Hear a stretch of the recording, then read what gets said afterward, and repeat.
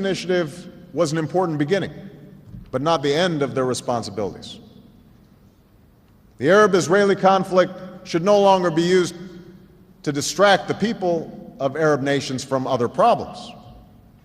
Instead, it must be a cause for action to help the Palestinian people develop the institutions that will sustain their state, to recognize Israel's legitimacy, and to choose progress over a self-defeating focus on the past. America will align our policies with those who pursue peace. And we will say in public what we say in private to Israelis and Palestinians and Arabs. We cannot impose peace, but privately, many Muslims recognize that Israel will not go away. Likewise, many Israelis recognize the need for a Palestinian state. It is time for us to act on what everyone knows to be true. Too many tears have been shed. Too much blood has been shed. All of us have a responsibility to work for the day when the mothers of Israelis and Palestinians can see their children grow up without fear. When the Holy Land of the three great faiths is the place of peace that God intended it to be. When Jerusalem is a secure and lasting home for Jews and Christians and Muslims, and a place for all of the children of Abraham to mingle peacefully together, as in the story of Isra.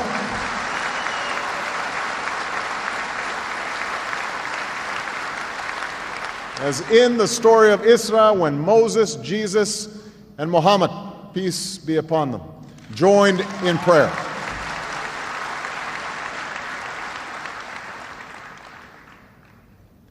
The third source of tension is our shared interest in the rights and responsibilities of nations on nuclear weapons.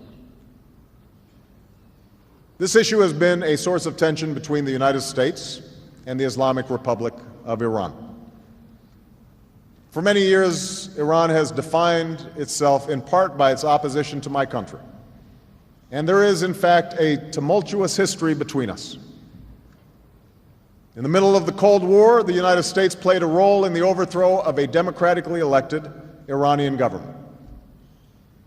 Since the Islamic Revolution, Iran has played a role in acts of hostage-taking and violence against U.S. troops and civilians. This history is well known. Rather than remain trapped in the past, I've made it clear to Iran's leaders and people that my country is prepared to move forward. The question now is not what Iran is against, but rather what future it wants to build. I recognize it will be hard to overcome decades of mistrust, but we will proceed with courage, rectitude, and resolve. There will be many issues to discuss between our two countries, and we are willing to move forward without preconditions on the basis of mutual respect. But it is clear to all concerned that when it comes to nuclear weapons, we have reached a decisive point. This is not simply about America's interests. It's about preventing a nuclear arms race in the Middle East that could lead this region and the world down a hugely dangerous path. Now, I understand those who protest that some countries have weapons that others do not. No single nation should pick and choose which nation holds nuclear weapons.